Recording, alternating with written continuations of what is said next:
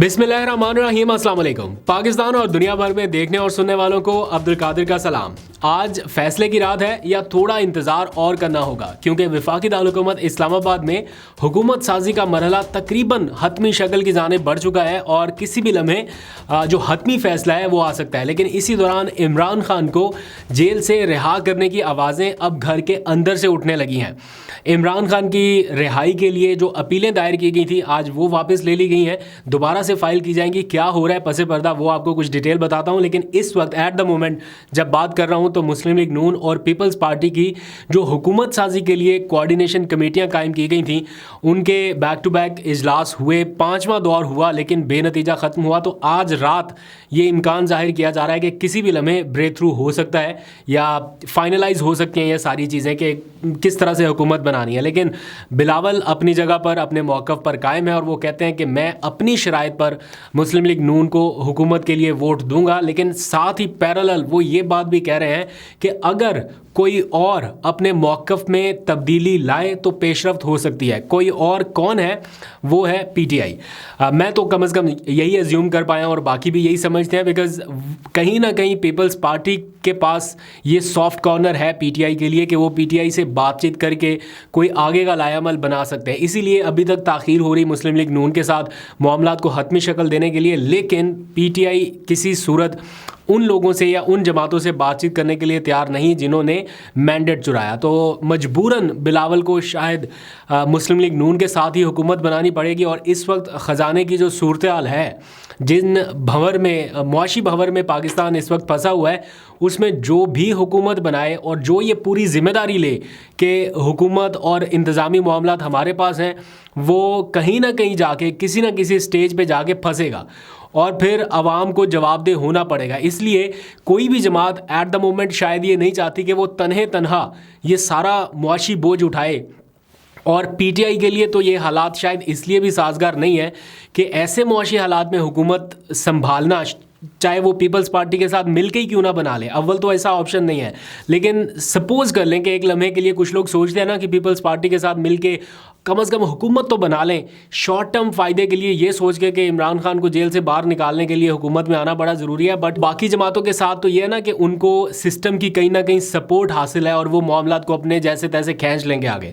PTI के पास उस level की या उस किस्म की सिस्टम की सपोर्ट भी नहीं है, तो फिर तो पीटीआई का इक़्तिदार में इन हालात में आ जाना वो और ज़्यादा उनको मुश्किलात से दो चार कर देगा। और जो अवामी सपोर्ट या मैसिव मैंडेट इस वक्त पीटीआई के बैक पे खड़ा है वो शायद फिर ना खड़ा हो। तो इसलिए हालात का शायद तकाजा यही है कि खुद पीछे हट जाया जाए और ठीक है, ये लोग जो कर रहे हैं उनको होते देखना चाहिए और अवाम खुद देखे कि ये बाकी जमातें क्या कर रही हैं। और फिर प्लस इंटरनेशनल मीडिया का पूरा प्रेशर भी रहेगा। तो ये सारी चीज़ें इस वक्त हो रही है। इमरान खान के एट द मोमेंट वो क्या सोच रहे हैं, 3-4 अहम पॉइंट्स हैं या मुतालबात, आप समझ लीजिए, कुछ भी कह सकते हैं। आज जेल में उनकी हमशीरा की उनसे मुलाकात हुई, उनके लॉयर्स की मुलाकात हुई। बाहर निकल के जो गुफ्तगू अभी तक मैं अंडरस्टैंड कर पाया हूँ वो यही है, एक तो वो जितनी नशिस्तें इस वक्त उनके पास आ चुकी हैं उनके साथ वो मखसूस नशिस्तों की तरफ जाना चाहते हैं ताकि ऐवान में ज़्यादा से ज़्यादा अददी अक्सरियत जो है वो हासिल की जाए।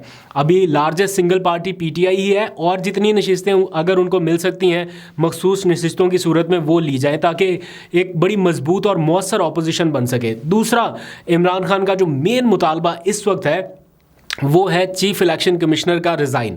और ये मुतालबा सिर्फ इमरान खान का ही अकेले का नहीं है, अब इसमें बाकी जमातें भी साथ मिलती जा रही हैं और एक मजबूत इत्तेहाद नज़र आ रहा है चीफ इलेक्शन कमिश्नर के ख़िलाफ़, जिसमें मौलाना फजलुर रहमान उनके साथ मिल चुके हैं, प्लस जमात इस्लामी भी अब उनके साथ है। तो इमरान खान इस डिमांड में तो कम अज़ कम अकेले नहीं हैं। अच्छा, अब आ जाइए जो उनके 2-3 और मेन पॉइंट्स हैं, फिर मैं आपको बताता हूँ कि इमरान खान की रिहाई के लिए अब घर के अंदर से ही कैसे आवाज़ें उठ रही हैं। आज ऐवान में मुशाहिद हुसैन सैयद ने एक बहुत अहम और बड़ी तगड़ी तकरीर की है जिसमें उन्होंने कहा कि इमरान खान को जेल से बाहर निकालना चाहिए, लेकिन किन कंडीशंस पर वो कह रहे हैं उससे शायद मैं इख्तलाफ कर सकता हूं या आप लोग इत्तेफाक ना करें वो मैं कुछ ही देर में आपको बताता हूं, लेकिन 3 पॉइंट्स और मैं बता देता हूं जो इमरान खान ने अपनी हमशीरा के ज़रिए आवाम तक या मीडिया तक पहुंचाने की कोशिश की है। नंबर 1, इमरान खान समझते हैं कि ये जो इलेक्शन का पूरा प्रोसेस हुआ और अब की जो सूरत हाल है वो mother of all you turns के बराबर है। यानी जिस जमात ने ये दावा किया था कि वो वोट को इज्जत देंगे या वोट को इज्जत दो का नारा लगाया था, उन्होंने अपने उस दावे से, उस वादे से mother of all you turns लेते हुए वोट को इज्जत नहीं दी और मैंडेट चुराया। ये इमरान खान का नंबर 1 स्टेटमेंट है। दूसरा, वो कहते हैं कि मदर ऑफ ऑल रिगिंग्स। अब इसकी डिटेल में तो मैं नहीं जाता बिकॉज ये तो अब बच्चे को पता है कि रिगिंग्स का जब जिक्र होता है तो ये मदर ऑफ ऑल रिगिंग्स है या खाली रिगिंग्स है। आप जस्ट इमेजिन करें कि अगर इस सारी रिगिंग की बेनिफिशरी कहीं पीटीआई होती या पीटीआई ने ये सब कुछ किया होता तो क्या इतनी खामोशी होती, या ये बाकी जो सारे खामोश इस वक्त बैठे हुए हैं। ठीक है, लोग तो अपने तौर पे शोर कर रहे हैं, ट्विटर भी बंद हो गया, सारा कुछ हो गया आवाज़ दबाने के लिए, लेकिन जिनकी आवाज़ें मौसर हैं, जो अभी खामोश हैं, क्या वो इस तरह खामोश रहते?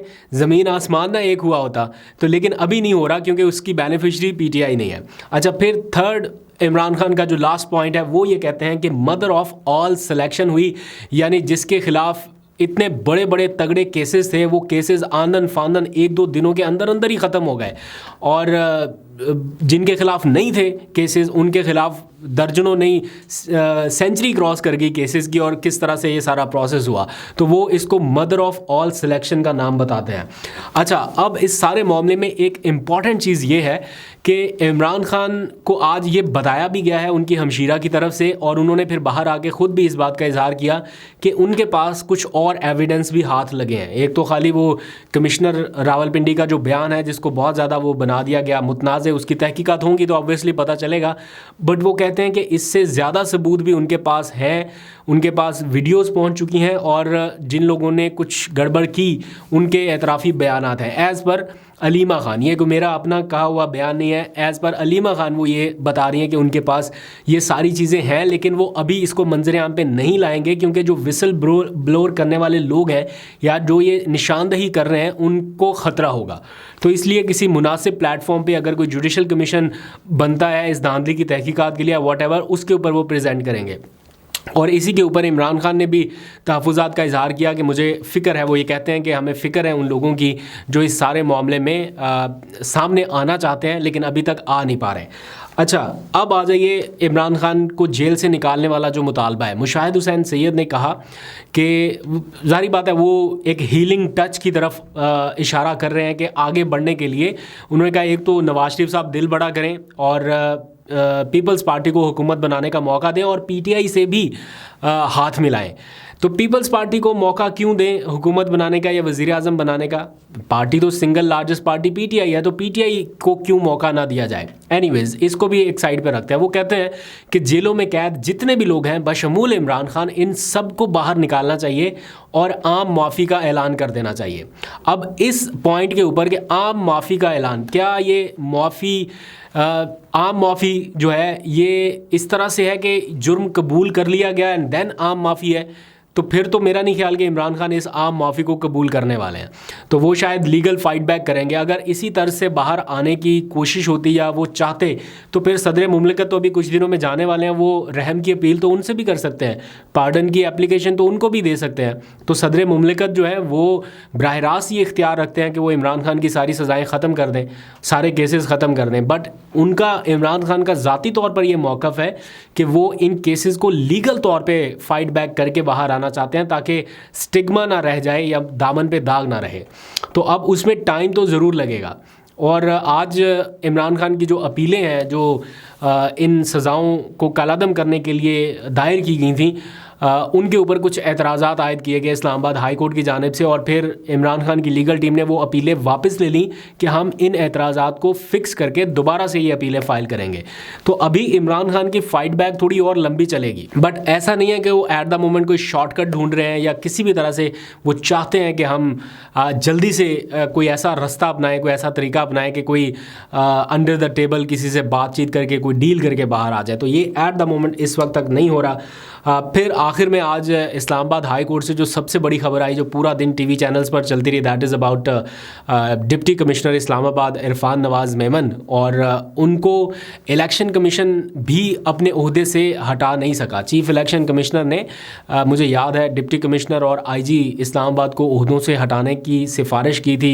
हुकूमत से ये कहा था कि इनको फौरी तौर पर हटाया जाए, लेकिन उन्हें नहीं हटाया जाए। मुझे नहीं पता कि वो क्यों इतने पावरफुल रहे, या उनके पास ऐसी कौन सी गिदड़ सिंगी है कि वो अपने ओहदों पर बरकरार रहे। और अभी इस्लामाबाद हाई कोर्ट ने उन्हें तलब किया, वो तलब करने के बावजूद भी पेश नहीं हुए। अब कल उन्हें गिरफ्तार करके पेश करने का कहा गया है सुबह 9 बजे, और साथ ही तौहीन अदालत की कार्रवाई के हवाले से भी। और अदालत ने उनका नाम ECL में डालने का कह दिया है। तमाम सूबों के आईजीज़ को, इस्लामाबाद के आईजी को कहा है कि जहां पर भी ये नज़र आए इनको गिरफ्तार करके पेश किया जाए। प्लस ये भी कहा गया कि एयरपोर्ट पर, सी पोर्ट पर या बॉर्डर क्रॉसिंग पर किसी भी जगह पर ये नज़र आए तो गिरफ्तार किया जाए, इन्हें बैरून मुल्क ना जाने दिया जाए। तो जो डिप्टी कमिश्नर साहब लोगों को गिरफ्तार करने के लिए 3 MPO ऑर्डर्स जारी करते थे, क्या उनका नाम ECL में डाला जाएगा? क्या उनको गिरफ्तार करके अदालत के सामने पेश किया जाएगा? अब ये एक क्वेश्चन है, कल सुबह 9 बजे इसका जवाब मिलेगा। देखते हैं अदालत के सामने उन्हें पेश किया जाता है या नहीं। ये इस वक्त की सिचुएशन है। आपको फर्दर भी अपडेट करूँगा, कल अदालत गया तो वहाँ से रिपोर्ट करूँगा। अभी तक के लिए इतने, अपना बहुत सा ख्याल रखिए। अल्लाह हाफिज़।